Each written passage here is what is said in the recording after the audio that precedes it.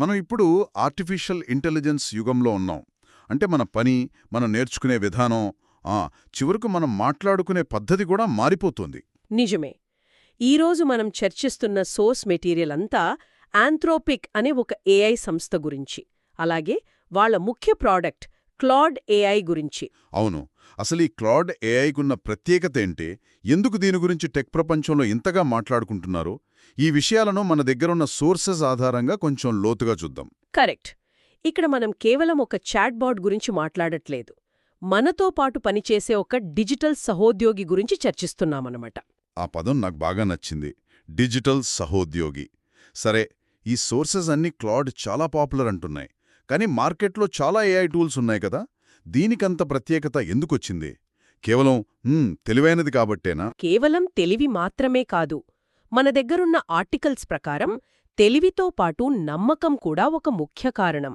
ఇక్కడ ఆసక్తికరమైన విషయమేంటంటే, ఇది కేవలం సలహాలు ఇవ్వడానికే పరిమితం కాదు. అంటే నిజంగా పనులు చెయ్యగలదు. ఉదాహరణకు, ఒక డెవలపర్కి కోడ్ రాయడంలో హెల్ప్ చేసి, డేటాబేస్ సెటప్ చేసి, డొమైన్ పేరు కూడా కొని ఒక పూర్తి అప్లికేషన్ను తయారు చేయగలదు అని ఒక సోర్స్లో ఉంది. అది మామూలు విషయం కాదు కదా. అంటే ఇది కేవలం మాట్లాడటమే కాకుండా మన పనులను నిజంగా చేసి పెడుతుందన్నమాట. ఇది వర్క్ఫ్లోను పూర్తిగా మార్చేస్తుంది. సరే, ఇంత శక్తివంతంగా ఉండటానికి కారణమైన దాని ఫీచర్ల గురించి కొంచెం లోతుగా వెళ్దాం. అధునాతన తార్కిక సామర్థ్యం అంటున్నారు. అంటే ఏంటి అసలు? అంటే ఇది కేవలం సమాచారాన్ని ఇవ్వడమే కాదు, దాన్ని విశ్లేషించి నిర్ణయాలు తీసుకోగలదు. ఒక ఉదాహరణ చెప్తాను. ఒక కంపెనీ సేల్స్ డేటాను ఇచ్చి, ఓకే, వచ్చే క్వార్టర్కి మన సేల్స్ స్ట్రాటజీ ఎలా ఉండాలి అని అడిగితే, ఆ డేటాని విశ్లేషించి మార్కెట్ ట్రెండ్స్ను అర్థం చేసుకుని ఒక బిజినెస్ ప్లాన్ను సూచించగలదు. ఇది ఒక అనలిస్ట్ చేసే పనన్నమాట. వావ్! ఓకే, ఈ సోర్సెస్లో భారీ కాంటెక్స్ట్ విండో అనే పదం పదే పదే వస్తోంది. సింపుల్గా చెప్పాలంటే దాని అర్థమేంటి? దాన్ని ఒక సూపర్ పవర్ లాంటిది అనుకోవచ్చు. క్లాడ్కి అసాధారణమైన జ్ఞాపకశక్తి ఉంది. చాలామంది యూజర్లకు 2,00,000 టోకెన్లు, అంటే దాదాపు 500 పేజీల పుస్తకమంత సమాచారాన్ని అది ఒకేసారి గుర్తుపెట్టుకోగలదు. 500 పేజీలా? అవును. ఇది కేవలం ఎక్కువ చదవడం గురించి కాదు.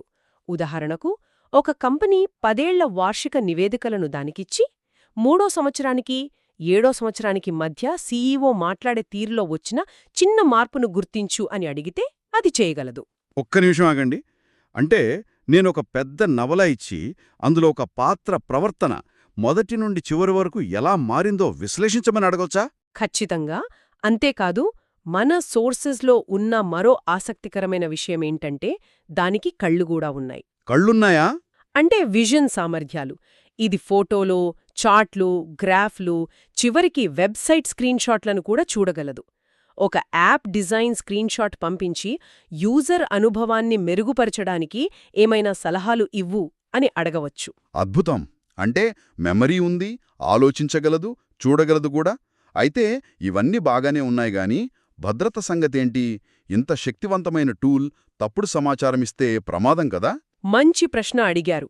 ఇక్కడే క్లాడ్ చాలా భిన్నంగా ఉంటుంది.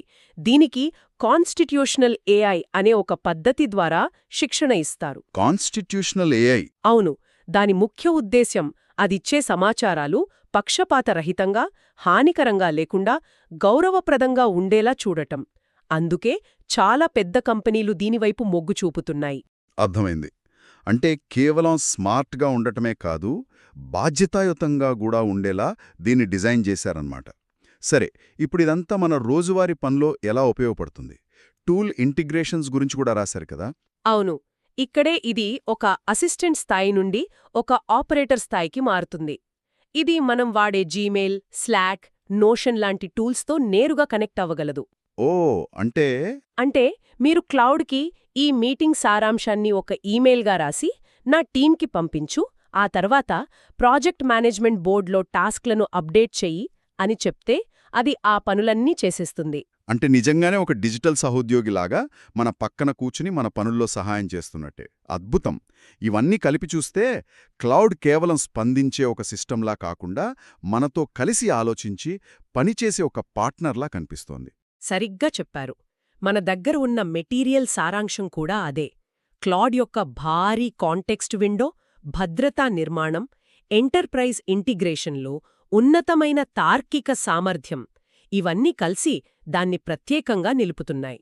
అందుకే విద్య, ఆటోమేషన్, పరిశోధన వంటి రంగాల్లో ఇది ఇప్పటికే మార్పులు తీసుకొస్తోందని అంటున్నారు. అవును. మొత్తం మీద చూస్తే ఏఐ మన ఉద్యోగాలను మారుస్తోందా లేదా అనేది ఇప్పుడు ప్రశ్న కాదు.